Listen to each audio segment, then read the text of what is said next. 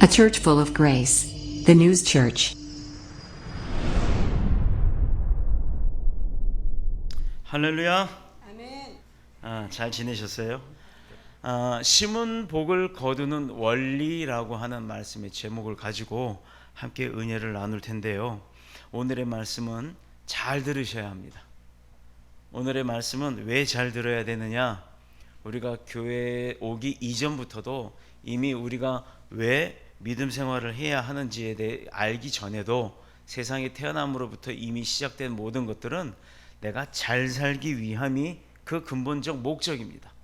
우리가 열심히 공부하고 열심히 뭐 해서 대학 가고 하는 여러 가지 목적들, 또 좋은 직장에 가서 일하는 것, 승진하기 위해 노력하는 것 등등 많은 것들이 다 우리가 잘 살기 위함의 그 근본적 목적이 있는데, 그것은 세상적인 기준이에요. 세상적 우리 삶에 잘 살기 위한 것. 근데 믿음은 그럼 잘 못 살아도 되느냐? 그거 아니죠. 믿음도, 믿음의 생활도, 또 신앙적 생활도, 삶도 잘 살 수 있으면 잘 사는 것이 최고입니다. 옛날 말로 왔다입니다.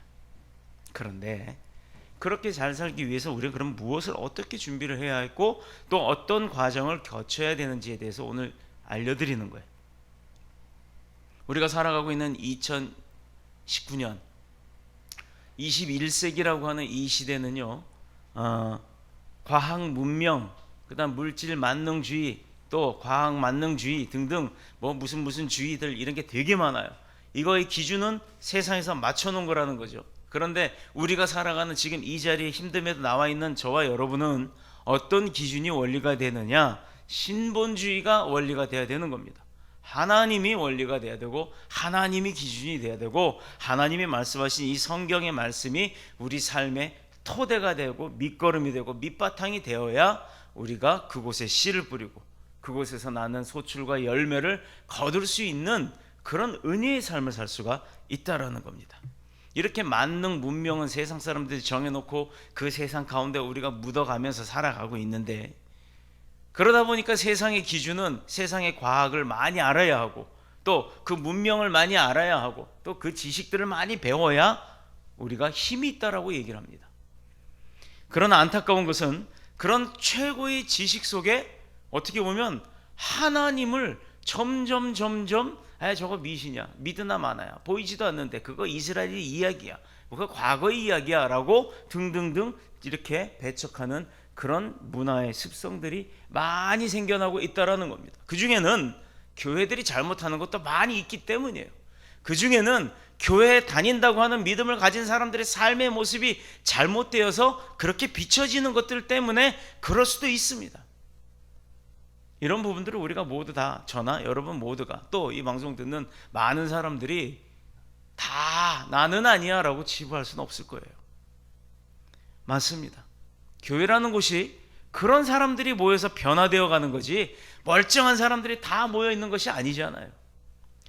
그런데 그런 모습이 변화의 그 궁극적인 결과를 보지는 않고 과정이나 그 시작점에 있는 사람들을 보고서 그것이 잘못됐다라고 손가락질하는 것은 오히려 그것이 더 잘못됐다라는 겁니다.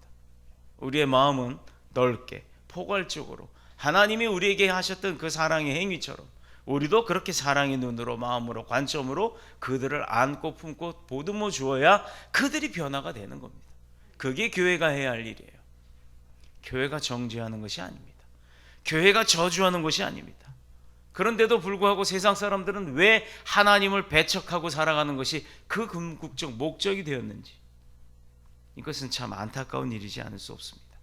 자, 그런 최고의 지식 속에 하나님을 알지 못하고, 또 그렇게 사람들이 만들어 놓은 최고의 지식 속에서도 하나님이 더 최고임을 깨닫지 못하는 어리석음이라는 그런 범주 안에 갇혀 살고 있다는 것이 요즘 21세기 살아가는 지식인들의 모습이라는 거예요. 이유가 뭘까요? 로마서 1장 21절을 보면 그 답이 나옵니다. 그 생각이 허망하여지며 미련한 마음이 어두워졌기 때문이다. 생각과 마음이 미련하게 만들고 내 눈을 어둡게 만들었다라는 거예요. 진실을 볼 수 없게 만든다는 겁니다. 참된 소리를 듣는 건 귀찮고 잔소리처럼 들려요. 그러나 그것이 나에게 유익처럼 들리는 달콤한 소리는요, 나를 유혹 가운데 빠져들어서 범죄하게 만드는 소리예요. 우리 그렇잖아요. 설탕 달고 맛있죠. 사탕 맛있잖아요. 내내 사탕만 빨아먹고 살아봐요. 비만은커녕 나중엔 당뇨병 같은 아주 몹쓸 고치기도 힘든 그런 질병에 빠지게 되는 겁니다. 다시 말해서 그 마음이 어리석게 된다라는 것. 시편 기자도요. 시편 14편 1절 14편 3절에 써있는 내용 중에 뭐라고 되어 있냐면 그 마음이 어리석어진 자가 어떻게 살 수 있는지 한번 얘기를 합니다. 어리석은 자는 그 마음에 이르기를 하나님이 없다라고 고백을 합니다. 왜? 어리석기 때문에 하나님이 없다라는 얘기예요. 그러니까 즉 하나님을 모르고 하나님을 모르는 것까지는 좋은데 하나님을 알지만 하나님 없어라고 시험 들어서 하나님을 부정하는 사람들은 이제는 어리석은 사람이 된다라는 얘기예요. 어리석은 사람이 세상 가운데 나가서 뭘 해서 이길 수가 있겠고 뭐를 해서 이득을 얻을 수 있겠습니까? 다 당하고 매맞고 찢어질 대로 찢겨지고 난 다음에 다시 하나님 살려주세요 하고 되돌아올 수밖에 없는 겁니다. 그래서 하나님을 찾는 자가 없고 한 가지로 치우쳐져서 무익하게 된다는 것, 바로 이게 성경에 쓰여있는 진리의 말씀입니다. 하물며 사람들끼리 오랜 시간을 거쳐오면서 사람들이 살면서 생긴 삶의 지혜가 잘 짧은 말로 만들어진 게 우리는 속담이라 그러잖아요. 그 속담 틀린 게 있나요? 없지요. 왜? 많은 사람들이 겪어온 그 경험 속에서 똑같은 사람들이 똑같은 삶을 치대만 다를 뿐이지 계속해서 살아오면서 그것을 경험하고 만들어낸 말들이, 경험의 말들이 속담인 겁니다. 그런데 그 속담부터 이미 오래전부터, 아니 태초에 이 세계가, 이 지구상이, 이 모든 사람의 삶의 인생들이 생겨나기 이전부터 하나님의 계획 가운데서 만들어 놓은 성경의 진리의 말씀은 왜 믿지 않는 겁니까? 그게 어리석기 때문인 거예요. 그 결과 현대인들의 모든 문제들은요, 하나님을 알지 못하면서부터 시작이 되는 겁니다. 지금 지구촌이요, 얼마나 복잡합니까? 조금만 더 넓게 본다 그러면 우리 마을, 우리 교회, 그리고 우리 지역, 아니 우리 나라를 한번 봅시다. 우리 나라도요, 북한과 대립을 해요. 또 주변 국가, 강대 국가들과도 대립을 합니다. 그런데 그 안에서도 어떤 일이 벌어져요? 좌판이 우판이 나눠져 있죠. 뭐 정치 얘기하자는 게 아니에요. 이렇게 모든 것에는 음과 양이 있고 뭐 빛이 있으면 어둠이 있는 것처럼 모든 것은 긍정이 있으면 부정이 있다라는 겁니다. 그 속에서 부딪혀가면서 싸워가면서 살아요. 그게 안타까워. 하나님이 우리에게 뭘 주셨습니까? 회복하라고, 서로 긍휼한 마음으로 사랑하라고. 이게 교회가 해야 할 일인데 교회가 나서서 하는 것은 저주하는 것이고 당짓는 일이고 분리하는 일에 앞장서고 있다 그러면 그게 교회가 할 일입니까? 지금의 지구촌의 그 분리된 모든 모습들이 자체가 다 아주 급속한 속도로 하나를 이루어 나간다라고 해요. 왜? 예전에는 미국에서 무슨 일이 일어났는지 뉴스 못 보면 몰랐습니다. 근데 요즘 인터넷만 봐도, 또 신문만 봐도, 뭐 핸드폰만 열어도 전 세계 어느 나라에서 무슨 일이 일어나는지 다 알 수 있잖아요. 그런데요, 여러분 생각해 보세요. 인터넷이 끊어지고 아니면 인터넷에 가짜 뉴스가 올라오기 시작하고 그러면 그게 다 진실인 줄 알고 믿는 거예요, 사람들은. 왜 그런 세상 문명에 빠져들어서 세상 문명에 끌려가는 삶을 사는 게 인간의 삶이 돼야 됩니까?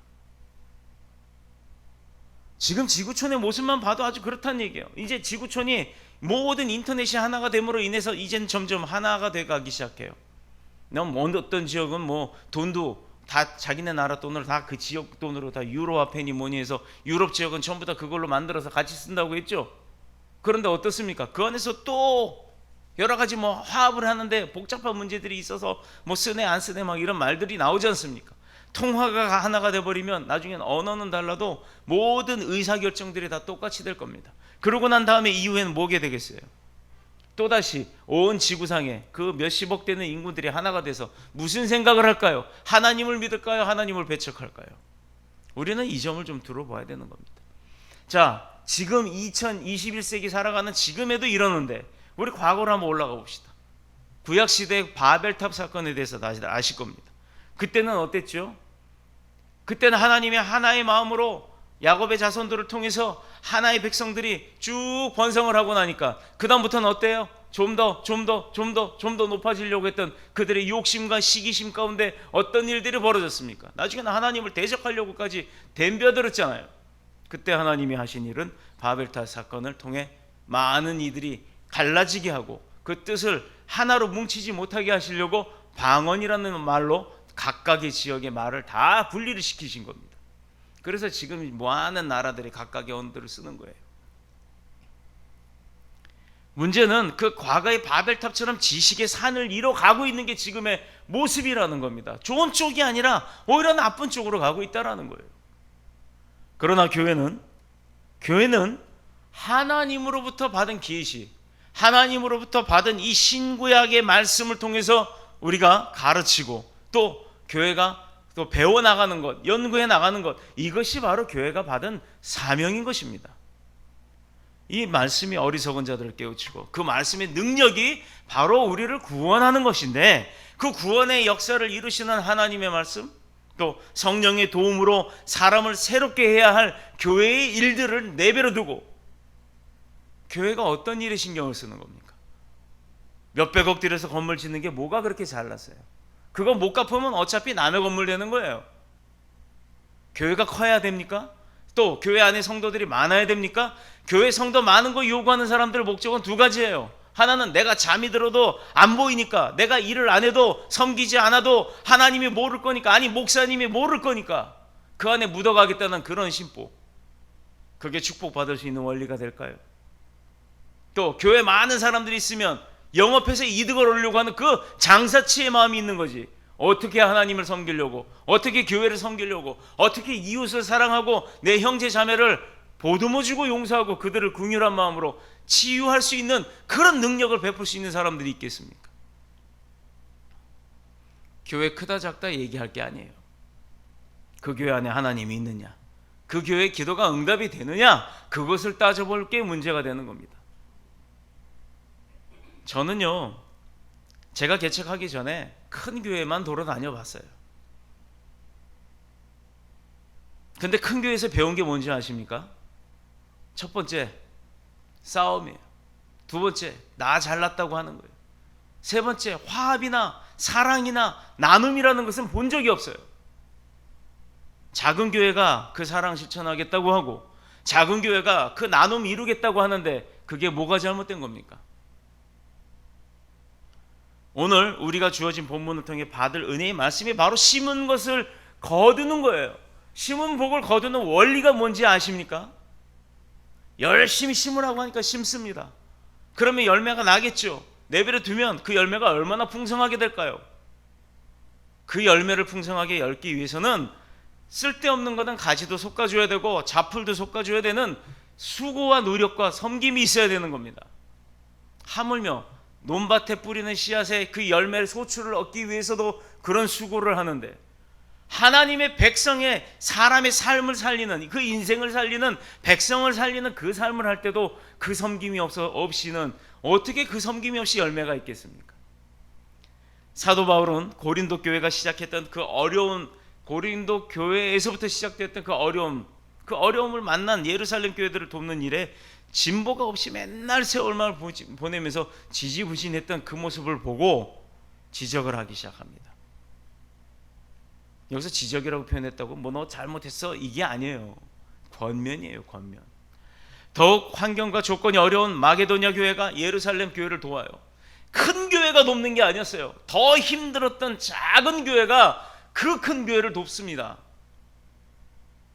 우리 교회가 작은 교회라고 무시하지 마세요. 우리 교회는 작은 교회 아니에요. 우리 교회는 큰 교회입니다. 저는요, 당당하게 우리 교회 홈페이지 목회자 인사말 보셨어요?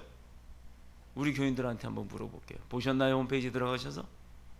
더뉴스 복음교회 홈페이지 검색하면 제일 먼저 첫 페이지 뜨는 게 뭐냐면 메뉴가 떠요.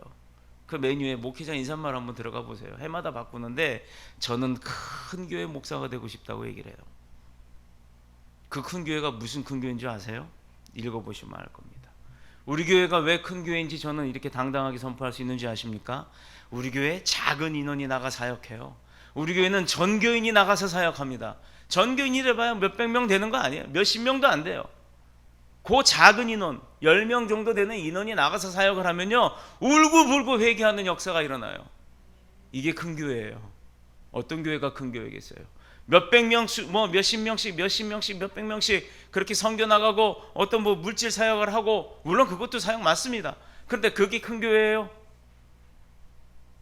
작지만 능력 있는 교회가 큰 교회인 줄로 믿습니다. 더욱 환경과 조건이 어려웠던 마게도냐 교회가 예루살렘 교회를 돕는데, 그런 모임을 보인 것을 예로 들면서 고린도 교회도 속히 이 일을 매듭져라 라고 사도 바울은 권면을 합니다. 왜냐하면 하나님의 축복의 원리는 마치 농부가 씨앗을 심고 또 그 농부의 수고를, 땀을 흘리는 수고를 뿌렸을 때 그때 얻어지는 열매는요, 거짓말이 없다는 거예요. 그 땅은 거짓말 안 한다 그러잖아요. 내가 얼마만큼 열심히 개간하고 열심히 일했냐, 그거에 따라 열매가 바뀌어지는 거 아닙니까? 농부의 수고가 결코 헛되지 않고 가을이 되면 풍성한 수확을 거두는 것과 같은 원리임을 알고 있었기 때문입니다. 하물며 사람이 하는 일도 그런데 하나님이 하는 일은요, 그거 몇 개 좀 먹을 거 딱 뭐 몇 마지기에서 나오는 그 소출 정도로 끝날까요? 그렇다면 우리가 하나님 앞에서 은혜의 삶을 살면서 복받는 비결은 뭐가 될까요? 고린도 교회를 향한 바울의 권면을 통해서 우리의 모습을 재조명해 보면 영적으로나 육적으로나 정체된 곳에 머무르는 것이 아니라 살아서 움직이는 곳에 머물러야 한다는 겁니다. 속히 축복의 세계로, 은혜의 세계로, 영적인 세계로, 그리고 능력의 세계로 나가야 하는 거예요. 가만히 안주하는 게 아니에요. 대한민국의 교회가 왜 침체되었다고 다들 그렇게 이 아우성들을 칩니까? 가만 보면 교회가 움직임이 없어요. 가만 보면 교회가 사랑이 없습니다. 교회 안에서 뭐를 하죠? 말씀 듣고 주일 예배 드리고 나 복 받으면 끝. 그냥 거기서 안주하고 마는 거예요. 하나님께는 영광이 돼야 되고 우리에게는 축복이 돼야 될 줄로 믿습니다. 바로 교회에서 심은 복을 거두는 원리입니다. 바울은 예루살렘 교회를 돕는 연보에 대해서 말씀을 했는데, 그 가운데 중요한 원리 몇 가지를 살펴본다면, 첫째, 연보는 명령으로 하는 게 아니에요. 뭐 해라 알아서 하는 게 아니라는 겁니다. 자원하는 마음으로 하는 것이 연보예요. 내가 형편이 어려워요. 나 지금 당장 먹을 거 없어요. 그런데 연보해요? 연보하라고 하니까 해요? 그게 옳습니까? 본인의 믿음에 따라서 이게 옳다 그러면 옳은 거예요. 그런데 내가 지금 먹고 살기도 힘든데 이거 해야 돼? 라는 마음이 있다면 하지 마세요. 오늘 성경 본문에 있잖아요. 이제는 11절에 이제는 행하기를 성취할지니 마음에 원하던 것과 같이 성취하되 있는 대로 하라. 있는 대로 하라. 왜 교회가 헌금 강요합니까? 그거 그렇게 바리바리 걷어서 뭐 합니까? 그렇게 거둔 사람들 지금 다 어디가 있어요? 심지어 교회는 돈 없어서 못 간다는 소리를 나오게 만들어야 합니까? 많은 목회자들이 정신 차려야 될 거예요. 하나님이 그거 원치 않습니다. 예루살렘 교회를 돕는 헌금은요, 고린도 교인들 스스로 지원한 거예요. 스스로 자원을 한 거예요. 내 형제 교회가 저렇게 어려움에 빠졌어. 근데 우리도 사실은 어려워. 그런데 우리가 안 도우면 누가 도와? 하니까 스스로의 자발적 마음에 있어서 했을 때 하나님이 그것을 받으시는 거예요. 마지못해 하는 건 받는 게 아니에요. 고린도 교회 교인들이 스스로 자원하여서 시작한 일이 중요하다는 겁니다. 금액이 중요한 게 아니에요. 문제는 1년 전에 시작한 일이 아직도 끝을 맺지 못하고 아직도 지지부진하고 있다는 게 문제였던 거예요. 자, 힘들고 어렵다고 갑자기 문제 생겼다고 하던 일을 미루게 되면 그 일이 이루어집니까? 안 이루어지는 거예요.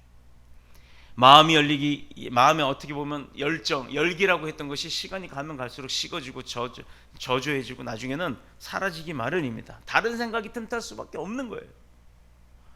또한 오랜 동안 한 가지 일을 지지부진한 상태로 이끌어 가게 된다면 지치기 마련입니다.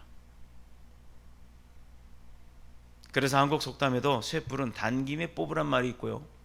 우리 교인들 가운데도요, 그런 성격을 딱 닮은 아주 멋진 분이 있어요. 뭐 말 떨어지면 다음 날 바로 시작이에요. 난 참 그거 멋있어요. 바울은 고린도 교회보다 늦게 시작하고도 다른 교회들보다도 더 큰 열심과 열정을 가지고 시작을 했는데 이를 마무리했던 그 마게도냐 교회를 예를 삼았던 거예요. 마게도냐 봐라. 무슨 뭐 게임에 나오는 무슨 캐릭터 같기도 한데, 그렇다고 마게도냐 교회가 고린도 교회보다 넉넉했냐? 아니라는 겁니다. 거긴 개척교회였어요. 개척교회. 환경이 결코 좋았던 교회가 아닙니다. 저들은 극심한 가난과 환란 속에서도 풍성한 헌금을 만들어냈다고 해요. 야, 이건 개척교회인데도 헌금이 풍성하대. 이거 잘 들으셔야 합니다. 개척교회 어려운 교회인데도 불구하고 하나님이 일에 사역이 쓰는 연보가 풍성했다라는 거예요. 결국 일이라는 것은 사람의 마음먹기에 따라 다른 겁니다. 컵에 뭐 우리 그거 많이 있잖아요. 컵에 물 반이 있는데 누구는 이 반밖에 없네. 누구는 반씩이나 있네.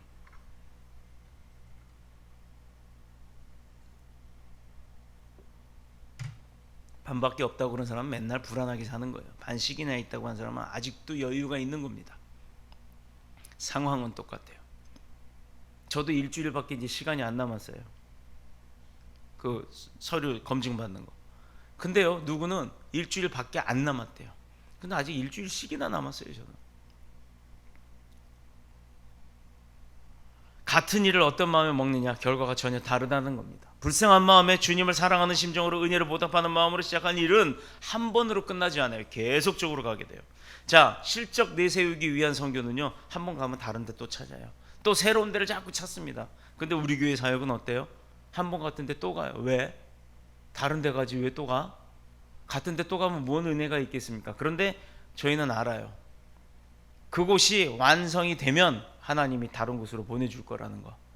그 전까지는 우리가 바꾸지 않겠다는 겁니다. 왜?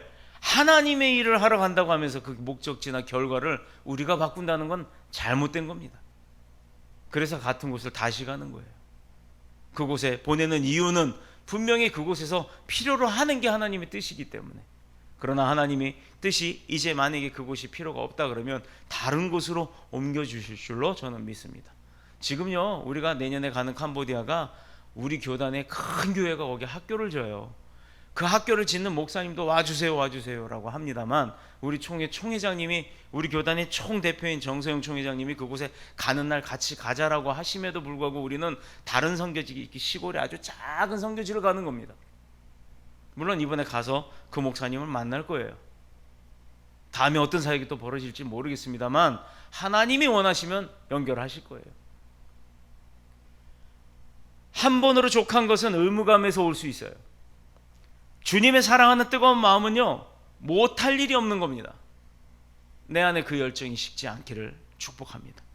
우리가 무슨 일을 시작하면 속히 참여하는 사람들이 있는가 보면 뜸들이고 다 지켜볼 대로 지켜보고 뒷짐지고 관망하다가 천천히 이루어지는 걸 봐가면서 발 슬쩍 들이는 사람 있어요.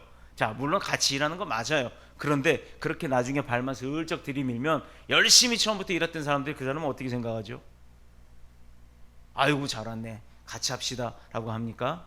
그 마음 가운데 불만이 생겨날 수밖에 없는 겁니다. 막연히 자신의 형편이 좋아지기를 기다리는 사람도 있지요. 그러나 믿음으로 하는 일은 빨리 끝내는 것이 신앙적으로 대단히 유익한 겁니다. 왜냐? 그 이후에 열매가 바로 있기 때문이에요. 열매만을 바라보고 하는 건 분명히 아닙니다만 하나님의 맹세코 하나님의 일에 충성을 다하고 나면 하나님이 거저두지 않는다라는 게 원리라는 겁니다. 심은 복을 거두는 원리. 우리가 헌금을 내요? 우리가 선교를 가요? 이거 하나님의 일이라고 뭐 치부한다 칩시다. 그게 하나님의 일이 아니면 뭐 하려고 합니까? 하나님의 일이기 때문에 어려운 형편 가운데도 각오를 하고 가는 거예요. 왜? 하나님의 일이니까. 그 이후에 하나님이 어떤 일을 줘요? 어떤 복을 주십니까? 우리 그 대표적인 게 가람이에요. 또 대표적인 게 안정수 음악학원입니다. 안정수 음악학원 광고하는 거 봤어요?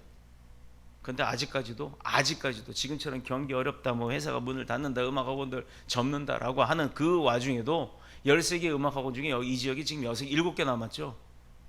7개 남았는데도 아직도 탑이에요. 아직도. 왠지 아세요? 원장님 월급이 없어요. 직원들 월급 주면 끝이에요. 임대료도 거의 못 줄 때도 있고 줄 때도 있고 그래요. 그런데 그 원장님이 어떤 믿음이냐면 안 목사님이잖아요. 11조는 100% 다 합니다. 월세 뭐 밀려갖고 몇백만 원씩 밀려도요, 월세 한 방에 해결 다 돼요. 이게 어떤 일로 인해서 이런 일이 벌어질까요? 저는요, 아무리 계산을 해봐도 답이 안 나와서 모든 재정을 안 목사님 아예 해버려. 그리고 다 넘겨주고 저는 필요할 때마다 탔어요. 필요할 때마다 탔으면 나와요. 그런데 아무리 계산을 해봐도 수입이 없어요. 수입은 마이너스입니다. 그런데도 샘솟듯이 솟아나오는 이유가 뭘까요? 참 이게 아이러니예요. 안 목사님이 돈 찍어내요? 이상하죠? 그때 하나님께서 쓸 수 있는 재물들을 주시더라 이 말입니다. 왜? 사업장도 이미 하나님 겁니다. 교회도 하나님 겁니다. 우리가 사는 삶도 하나님 거예요. 그러니까 하나님이 그 삶을 살 수 있게끔 도와주시더라 이 말입니다. 모든 삶의 목적이 하나님이 돼야 하나님이 도우십니다. 은혜 입은 순간에는 저 사람에 보답해야지 하는 마음이 간절하죠. 그 사람한테 어떤 거 보답하고 싶어요. 그런데 여러 가지 상황이 미루다 보면 나중에 스스로 생각하기를 내가 그동안 그만큼 했으면 됐지라고 하고 맙니다.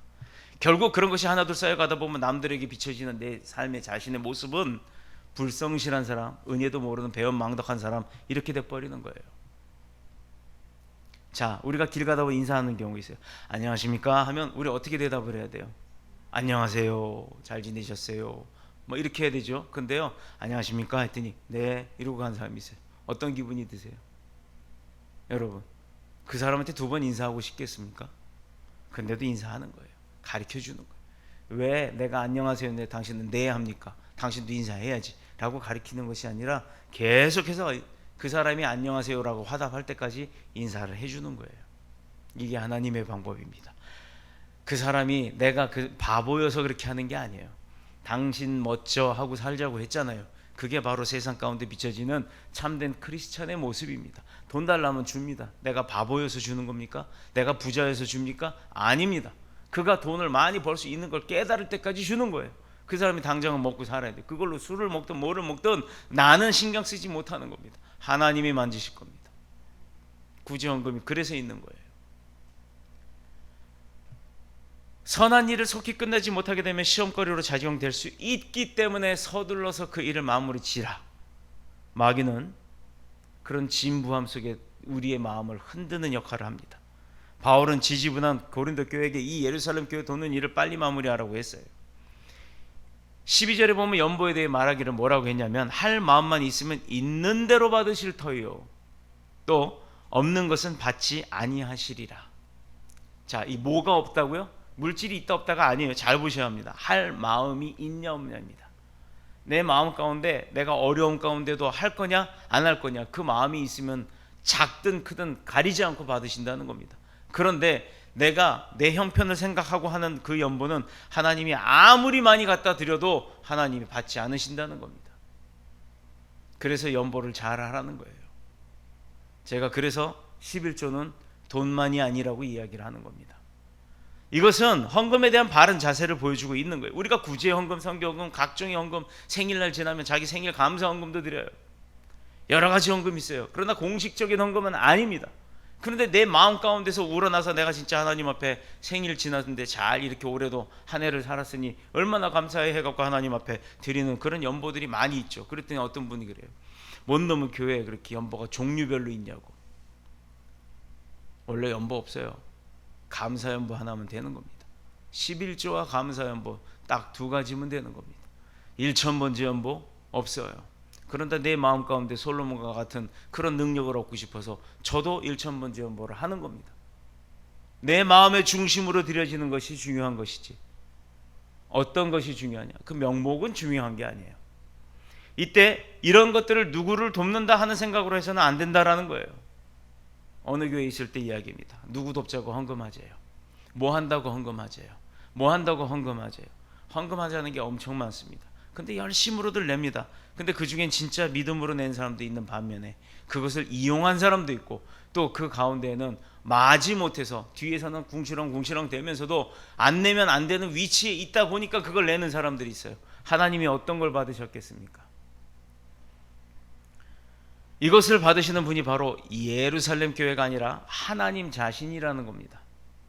하나님께서 받으시는 겁니다. 우리가 헌금을 할 때 가장 기본적인 사항은 교회에다가 돈 내는 게 아니에요. 하나님 앞에 드리는 겁니다. 그거 잊지 마십시오. 참된 헌금은 드림으로 끝내고 잊어버리는 거예요. 그게 어떻게 쓰였든 우리는 모릅니다. 그래서 교회가 연보를 쓸 때는 독수리의 눈과 같이 지키시나 하나님을 두려워하면서 써야 하는 거예요. 사리사욕이나 교회의 어떤 입지적 위치 때문에 사용해서는 안 되는 겁니다. 헌금이란 주님의 은혜에 감사하고 받은 사랑에 감사해서 드리는 것이지, 그것으로 목적을 가지고 교회가 운영하기 위해서 쓰는데 목적이 돼서는 안 된다라는 겁니다. 섭섭한 마음이 들고 시험거리에 빠지는 것 왠지 아세요? 우리가 선한 일을 한다고 하고 나서도 섭섭함이나 시험에 빠지는 이유는 하나님을 위해서 한 것이 아니라 자기 자신의 영광을 위해서 했기 때문입니다. 사람을 보고 자신의 체면을 생각해서 헌금을 하거나 사역을 하면 그런 섭섭함이 오게 되는 겁니다. 이런 것은 구제헌금이나 선교헌금을 해도 내 돈이 내 주머니에서 나가므로 나는 손해보고 저 사람 저 교회가 이득을 봤다라고 하는 그런 생각을 하기 때문인 거예요. 이런 마음의 밑바닥에 무엇이 있냐? 교만한 마음, 그리고 정욕에 가득 찬 마음, 또 보상적 마음이 차 있기 때문이에요. 이런 마음은 헌금을 자랑할 수밖에 없어요. 내가 얼마 했다, 내가 제일 많이 한다, 우리 교회에서 얼마만큼 한다, 이렇다의 소리를 하는 겁니다. 자신의 희생을 그 속에서 보상받으려고 하는 헌금은 하나님이 기뻐하시는 헌금이 아니고 아예 하나님이 받지 않는 헌금입니다. 그러나 참된 성도의 헌금은 주님을 사랑하는 마음으로 드리는 거예요. 내가 가진 게 없어서 비록 작은 물질이라도 하나님 앞에 내 마음의 정성을 들여 드리는 것이라면 하나님은 그것을 가장 귀하고 크게 쓰시는 겁니다. 하나님이 거지가 아니기 때문에, 하나님은 가난하지가 않기 때문에, 그래서 하나님 앞에 드리는 그 마음의 중심이 중요한 것입니다. 분명히 12절에 있는 대로 받으시고 13절 끝에는 편균케 하려 하심이라. 이것은 많은 자가 많이 드리고 적게 가진 자는 적게 드리는 것을 간접적으로 나타내고 있는 건데요, 11조를 드릴 때마다 사람은 천차만별이죠. 또는 자기 자신의 11조 역시 1년 동안 다 똑같을 수가 없습니다. 어떤 사람은 뭐 매달 월급 받는 사람도 있는데 월급만 딱 계산해서 내는 사람이 있어요. 맞아요. 그것도 틀린 게 아닙니다. 근데 월급 말고 다른 건 있는데 그건 신경도 안 써요.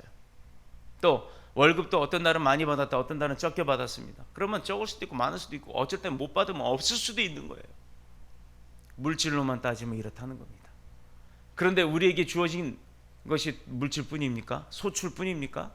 건강도 있죠, 시간도 있죠. 내게 찾으면 하나님으로부터 받은 게 얼마나 많은지 몰라요. 왜 그거에 11조는 안 하세요?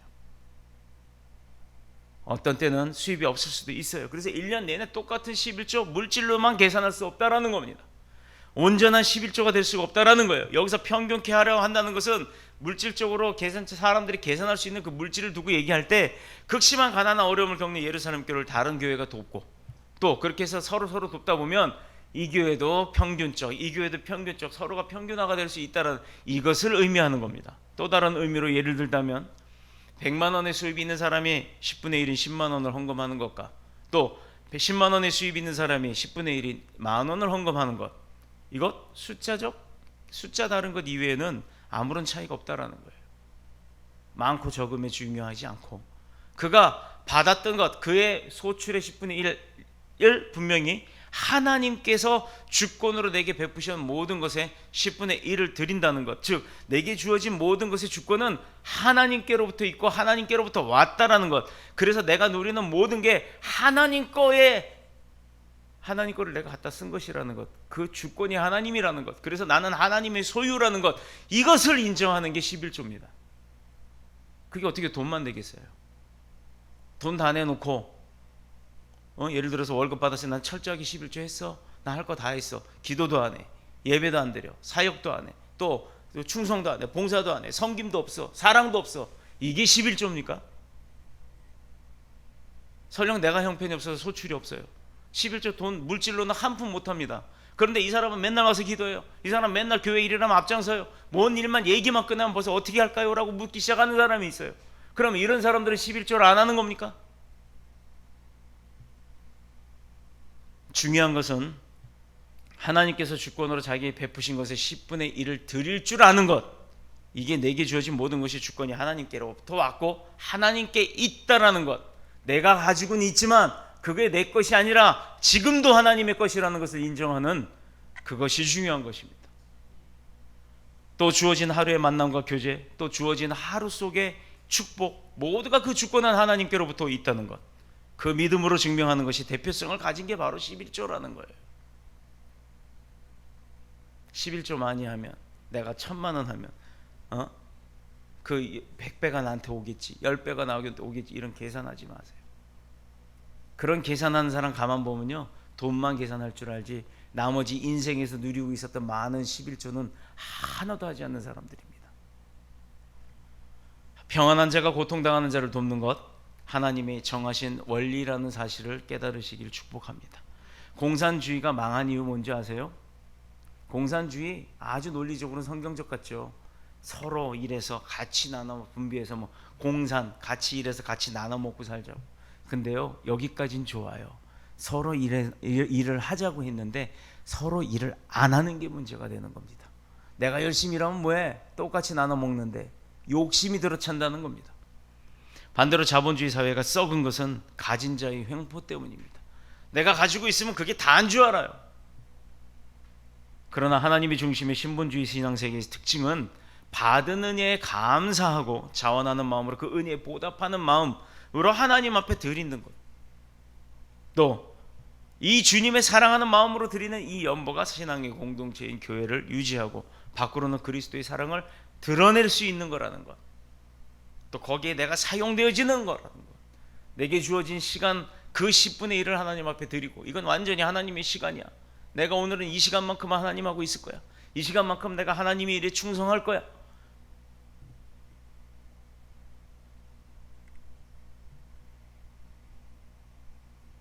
그래서 구제도 넉넉한 마음으로 하는 거예요. 없어도 넉넉한 마음으로 하는 겁니다. 교회가 없는 작은 교회라 할지라도 있는 큰 교회의 사역을 감당하면 큰 교회인 거예요.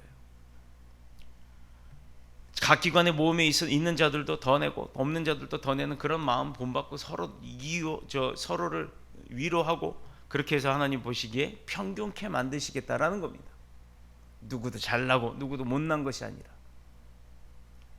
이런 것은 세상 사람들은 잘하죠. 유엔이라고 하는 기관이 있죠. 그 유엔이라고 하는 기관이 그런 일을 하는 거예요. 잘 사는 나는 많이 내고, 미국인 자국 내 유엔 본부도 뉴욕에 두고 있고, 여러 가지 이유로 유엔과 밀접한 관계를 가지고 있기 때문에 가장 많은 분담금을 지불합니다.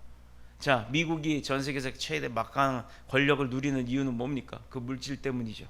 달러라고 하는 그 물질이 전 세계 공통 화폐가 되어 있기 때문에. 근데요, 두고 보세요. 지금 당장은 아닐지라도 우리 다음 세대, 아니 그 다음 우리 손주 세대들 때쯤 되면 미국의 달러는 그냥 휴지 조각이 되고도 남을 겁니다. 지금 시대가 그렇게 바뀌어가는 시대예요. 지금 내가 가지고 있는 물질, 내가 가지고 있는 권력, 이게 만년으로 가는 게 아니라는 겁니다. 우리에게 만년으로 주어진 것은 천국의 삶, 영생이라는 것밖에 없어요. 우리는 그것을 위해 사는 겁니다.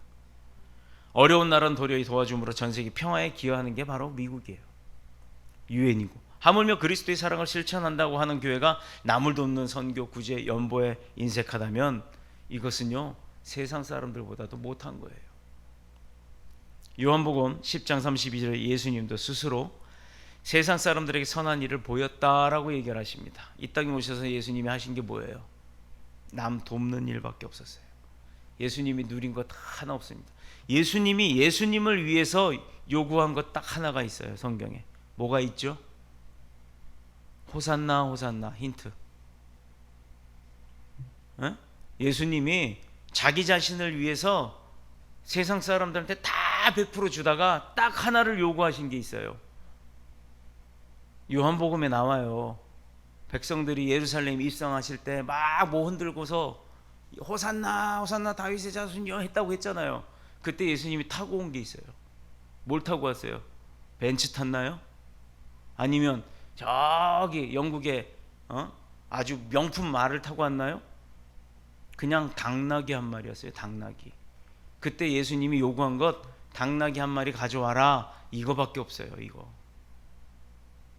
예수님이 그런 분이에요.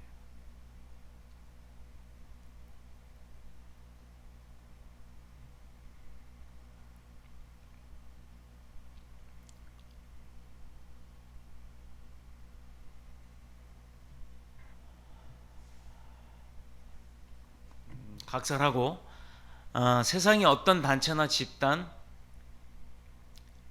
그들이 잘 되기 위해서는 연합이라고 하는 걸 하죠. 그러고 나서는 서로 상부상조합니다. 내가 너 한 번 도와줬으면 너도 나 한 번 도와줘. 자, 우리 세상에도 품앗이라는 게 있었어요. 이 집에 장례가 나면 내가 장례를 열심히 치러줍니다. 내 집에 장례가 날 땐 그 집도 와서 열심히 또 도와주는 거예요. 논밭에 그 모내기도. 근데 요즘 기계가 다 해버리니 그런 것도 없잖아요. 세상에 어떤 단체도 다 그렇게 했어요. 하나님의 사랑의 원리도 나 혼자 받고 마는 게 아니라 내가 받은 그 사랑을 나누는 데 있는 겁니다. 심은 것을 거두라는 원리는 다름 아닌 나눔이에요. 주님은 이 나눔의 원리가 어떤 결과를 가져오는 것인가를 스스로 몸소 보여주신 분입니다. 오병이의 기적을 통해서 십자가에서 피 흘려 죽으심으로. 어렵다고 항상 어려운 거 아닙니다. 어려운 것은 순간이에요. 어렵다고 하기 때문에 어려운 거예요. 어려움은 지금의 순간이 어려운 겁니다. 그 어려움을 벗어날 수 있는 방법은 분명히 있어요. 그런데 그것을 계속 어렵다라고 하기 때문에 어려움 속에 빠져가는 거예요. 풍성하다, 풍요로워질 수 있다라는 그 믿음이 있다면 말 뱉는 대로 되는 겁니다. 우리에게는 어떤 권세가 있기 때문에, 하나님의 권세가 있기 때문에, 우리는 말로서 할 수 있는 권세가 있는 찬양하는 사람들이기 때문에, 기도하는 사람들이기 때문인 줄로 믿습니다. 거짓말 아니에요. 나 합격해, 나 여기 합격할 수 있어 라고 믿음을 갖고 시험 보세요. 그렇게 하면 합격합니다. 또 내가 지금은 물질이 어려워요. 그 물질 어려움 때 나 벗어날 수 있어 라고 기도하면서 그렇게 선포하세요. 됩니다. 꼭 예수 그리스도의 이름으로 선포하세요. 왜? 방해하던 세력들이 예수 그리스도의 이름으로 선포할 때 떠나가기 때문이에요. 우리에겐 그 권세가 있습니다. 돈 많지 않아요. 나 능력 없어요. 나 권세 없어요. 나 무슨 뭐 장관이나 뭐 대통령 아닙니다. 그런데도 그들 앞에서 당당할 수 있는 것은 하나님이 계시기 때문입니다. 자신을 돌아봐 자신도 남을 돕게 하시고 그 도움에서 큰 열매를 맺게 하시는 분이 바로 예수님의 삶이었고, 그 삶을 배워가는 우리도 그 삶을 누릴 수가 있기 때문입니다. 바울은 이런 구체적인 역사를 효과 있게 매듭짓기 위해서 과거 이스라엘의 광야에서 그 만나, 떨어졌던 만나 이야기를 예로 듭니다. 욕심을 내어 만나를 많이 거둔 자는요 어땠어요? 그 만나는 그날 떨어진 것만 먹는 거였어요. 바닥에 떨어진 것 다 주워 모은 사람은 어땠습니까? 다음날 아침에 일어났더니 저장된 게 아니에요. 어떻게 됐어요? 다 썩어버렸잖아요. 이스라엘 광야는 저녁에는 영하로 떨어지고 낮에는 막 몇십 도씩 올라가요. 그 극한의 기온인데도 불구하고 음식이 다 상합니다. 상할 수가 없는 상황인데도 불구하고 하나님 분명히 명령하셨죠. 오늘 먹을 것만 주어라. 왜? 내일도 하나님이 도우신다라는 겁니다. 내일 일 염려하지 말라는 겁니다. 그럼에도 불구하고 욕심을 부렸어요. 그 욕심이 나를 힘들게 하는 겁니다. 욕심을 내어 만나를 많이 거둔 자는 그 남은 것이 썩었지만 적게 거둔 자는 모자람이 없었다라고 얘기합니다. 또 많이 거둔 자가 다른 어떤 사정으로 말미암아 적게 거둔 자에게 자신의 남은 부분을 나누어 주었기 때문에 적게 거둔 자가 모자람이 없었을 거라는 거예요. 자, 다리가 아파요. 만나를 주스러 가야 돼요. 떨어진 데 막 찔뚝찔뚝 하다 보면 다 주워 갑니다. 이 사람은 하나 주워 먹고는 못 먹었어요. 배고프죠. 필요하죠. 근데 많이 주신 자가 그걸 봤어요. 너는 걸어 다니기 불편하니까 그래, 내가 많으니까 나눠줄게. 같이 먹자. 이게 평준화입니다. 공산주의의 평준화가 아니에요. 하나님은 이 긍휼함의 사랑을 나눔으로부터 시작하는 그 평준화를 말씀하시는 겁니다. 우리의 사랑의 원리는 예수 그리스도에게 있습니다. 그의 희생적인 사랑이 그 뿌리를 두고 있는 거예요. 그러면 우리가 그 뿌리에서부터 난 싹이 열매를 맺을 때 어떤 열매를 맺고 어떤 결과를 얻게 되는 겁니까? 죄인도 용서하시고 용납하시며 사랑하시되 자기의 생명까지 주셨어요. 그 죄인이 바로 저와 여러분들입니다. 연본은 그 어떤 명분을 가지고 거둔다 하여도 이는 하나님 앞에 드리는 거예요. 하나님 앞에 드리는 마음이 없다면 내지 마세요. 낼 필요 없어요. 담임 목사는 그거 누가 얼마 냈는지도 몰라요. 뭐 그거 도장 찍으려고 냅니까? 다만 만약에 연보를 내실 때는 꼭 이름 써서 내세요. 그 봉투에 기도 제목이 있으면 기도 제목도 꼭 써서 내세요. 왜? 기도하니까. 하나님이 보시고 기도를 합니다. 그 기도에 응답을 하시기 때문입니다. 무엇보다도 이 연보는 강요에 의한 것이 아니라 자발적인 감사가 있어야 한다는 겁니다. 우리가 하나님께서 베푸시는 그 만나를 만나 거두릴 때 그 심정으로 살아간다면 세계 경제 위기는 있을 수가 없겠죠. 지나치게 팽창돼 언제 터질지 모를 것 같은, 그러면서도 계속해서 팽창하는 이 세계 경제는 진짜 언제 터질지 모르는 시한폭탄 같은 거예요. 보세요. 미국에서 무슨 사건만 터지면 우리나라가 휘청, 또 뭐 프랑스에서 무슨 사건 터지면 우리나라 휘청, 중국에서 뭐 금리가 올라갔다 내려갔다 했다면 우리나라 휘청. 그리스 사람들의 국가 경제가 파탄나고도 정신이 못 차리고 있는 이유가 뭔지 아세요? 지나친 탐욕에 길들여져 있기 때문입니다. 그리스라고 하는 나라가 어때요? 자, 여러분이 아실 수도 있습니다. 나우루 공화국의 비극이라는 책이 있죠. 이건 자본주의 사회가 어떻게 부유한 나라, 그 자본주의에 부유한 나라가 어떻게 그렇게 철저하게 파괴될 수가 있는지를 보여주는 교과서와 같은 책입니다. 불과 수천 명의 작은 섬으로 이어진 소국이, 섬 전체가 인광석이라는 게 아주 어마어마하게 많았던 거예요. 그걸 무제한으로 막 캐다가 내다 파니까 돈이 엄청 많았죠. 불을 축적해요. 축적된 불을 가지고 전 국민이 아주 흥청망청 써댑니다. 그래서 미국보다 더 잘 살던 나라가 됐었어요. 그 작은 나라가. 근데 그 인광석이 그렇게 많을 줄 알았는데 30년 딱 지나니까 파탄나죠. 그랬는데도 정신 못 차리고 전기마저 끊기는 그런 나라, 거지 나라가 됐습니다. 그때 잘 먹고 잘 살던 덕분에 지금은 가난뿐만 아니라 전 세계에서 비만 1위, 당뇨병 1위에 아주 환자 1위 국가가 돼버렸어요. 참 부자는 그 소유함에 넉넉함이 있음이 아니라는 겁니다. 가진 소유가 무엇을 위해 어떻게 쓰였는가에 달려 있다는 거예요. 내가 어떻게 쓰느냐가 그 관건이라는 거예요. 교회가 크다는 것은 그 덩치 큰 걸 얘기하는 게 아니라는 거예요. 그 교회가 어떤 사역을 하느냐에 따라 그 교회가 크다 작다가 나온다는 겁니다. 작은 교회일지라도 그 사역이 큰 영향력을 미치고 있다면 그게 큰 교회인 겁니다. 그래서 사도 야고보는 부한 사람들을 향하여서 야고보서 5장 3절에 너희 금과 은은 녹슬었으니 이 녹은 너희에게 증거가 되며 불같이 너희 살을 먹으리라. 너희가 말세에 재물을 쌓았도다라고 이야기를 합니다. 저희 집안에서도요 그런 일이 있었어요. 저희 집안에서도 어느 분이 부가 굉장히 많아졌습니다. 근데 이분은요 생각이 참 기독교적이에요. 막 나눠줍니다.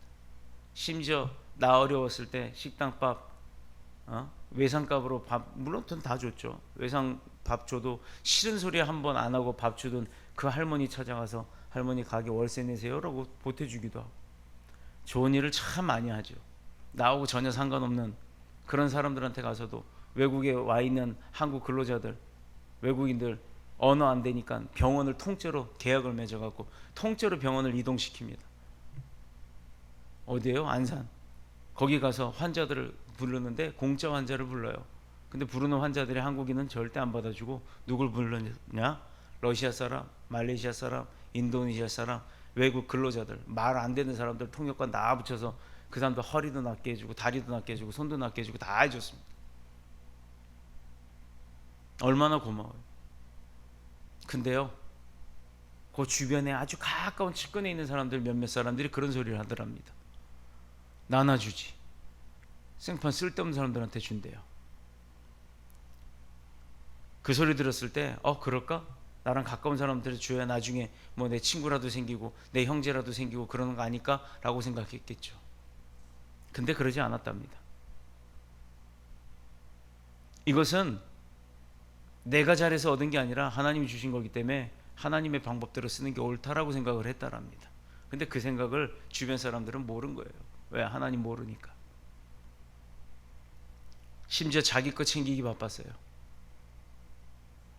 같이 일을 하는 사람들도 자기 것만 챙기더랍니다. 이게 얼마나 안타까운 현실이에요. 하나님이 기뻐하시는 일에 우리 몸과 마음과 재물이 다 쓰여지시기를 그리스도 예수님의 이름으로 축복합니다.